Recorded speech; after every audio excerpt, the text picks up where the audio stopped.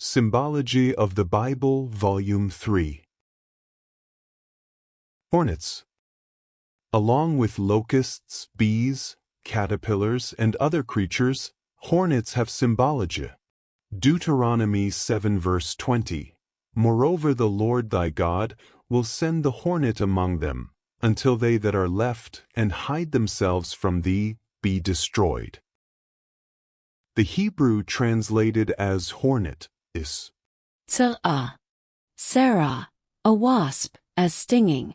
Etymology, from H. 6879. Tzara, Sarah, to scourge, i.e., intransitive and figurative, to be stricken with leprosy. Etymology, a primitive root.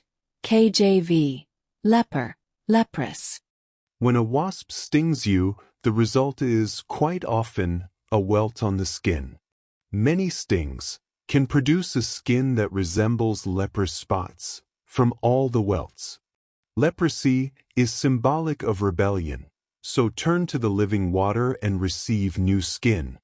Also note the compound, scourge of Yah, and destroyed is Avad, abad, properly to wander away, i.e., lose oneself, by implication to perish, causative, destroy.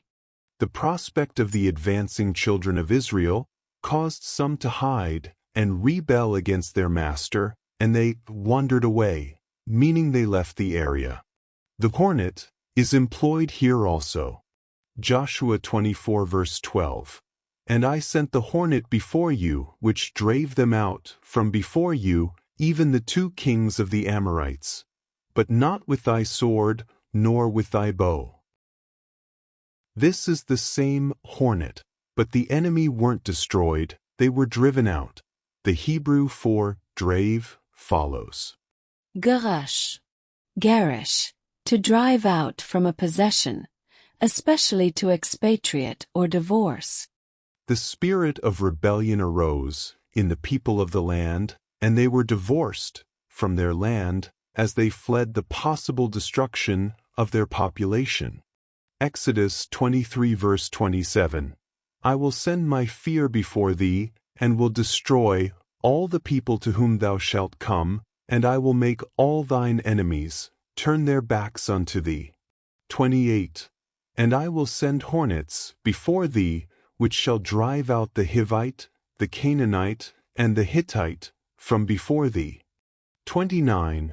I will not drive them out from before thee in 1 year, lest the land become desolate, and the beast of the field multiply against thee. 30. By little and little I will drive them out from before thee, until thou be increased and inherit the land. 31. And I will set thy bounds from the Red Sea even unto the sea of the Philistines, and from the desert unto the river. For I will deliver the inhabitants of the land into your hand, and thou shalt drive them out before thee. It appears that we have a conflict.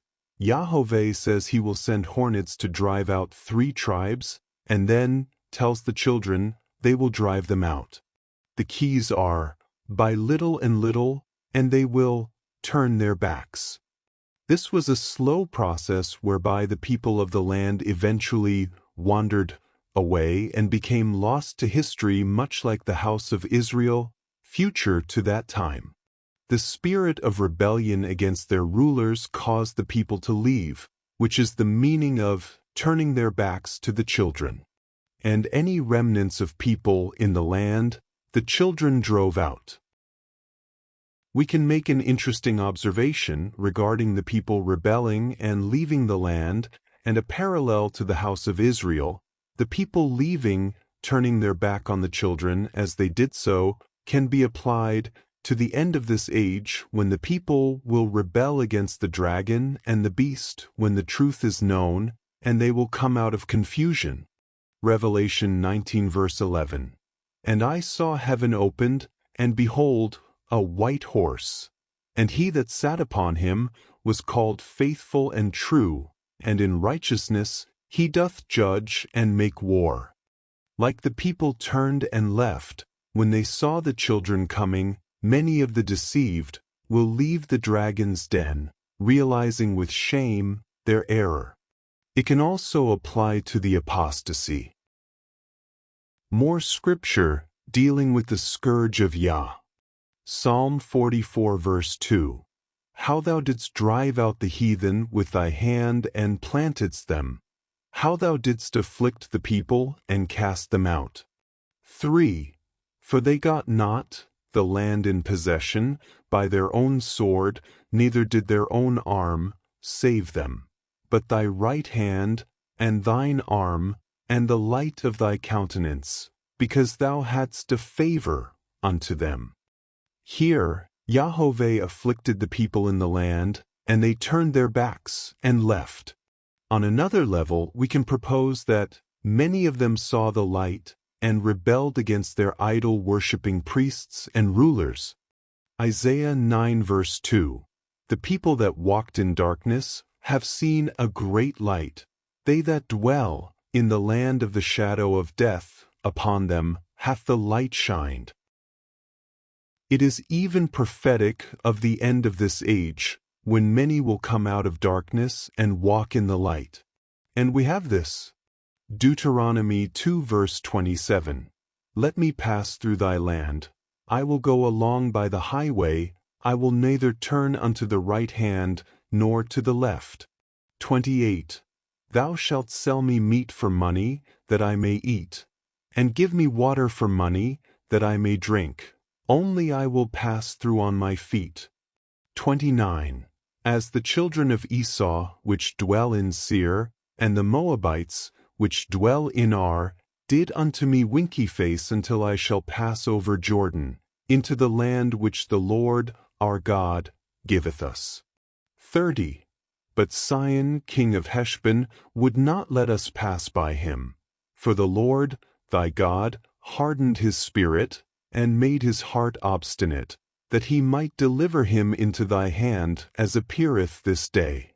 31. And the Lord said unto me, Behold, I have begun to give Sihon and his land before thee. Begin to possess, that thou mayest inherit his land. 32. Then Sihon came out against us, he and all his people, to fight at Jahaz. 33. And the Lord our God delivered him before us, and we smote him and his sons and all his people. 34. And we took all his cities at that time, and utterly destroyed the men and the women and the little ones of every city. We left none to remain. We see confirmation of the Red Sea event here in a parenthetical message. The people that the children were up against here were descendants of Adam. Genesis 10 verse 15. And Canaan begot Sidon, his firstborn, and Hate. 16. And the Jebusite, and the Amorite, and the Girgasite. 17. And the Hivite, and the Archite, and the Sinite. Canaan was a son of Ham, son of Noah, son of Adam. His land was the land of Canaan. One source gives the areas occupied by the Canaanites, some descendants of Canaan, and other peoples in the map above. Canaanites included the Amorites, the object of the verses from Deuteronomy above. The Hebrew for destroyed in verse 34 is a different word than abad. Haram. Koram.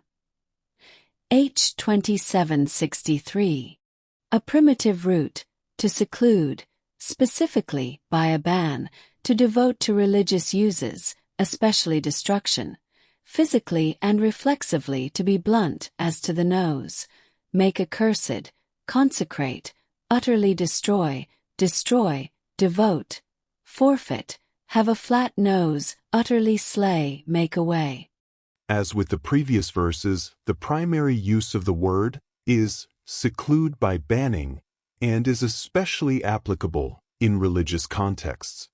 Even the women and little ones were banned from practicing idolatry. Some no doubt left the area, some tried to continue in secret, some rebelled against their rulers, and some fought.